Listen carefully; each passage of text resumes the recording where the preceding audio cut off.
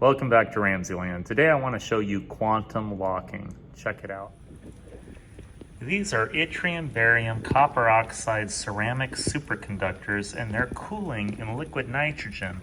And when they get about 320 degrees below zero, they will expel the magnetic field of this neodymium track and levitate over the track. Check it out. One thing to notice with these superconductors is that they're non-ferromagnetic. They're not actually attracted to the track like a magnet would be, but they actually expel the magnetic field around them. The superconductors are also not attracted to each other.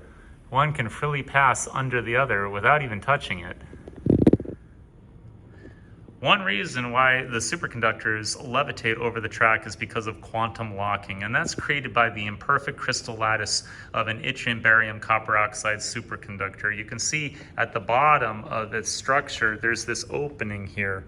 And these openings in the crystal lattice create flux tubules where you can have swirling vortices of magnetism pass through the crystal structure of the superconductor and lock it in place over the magnetic track.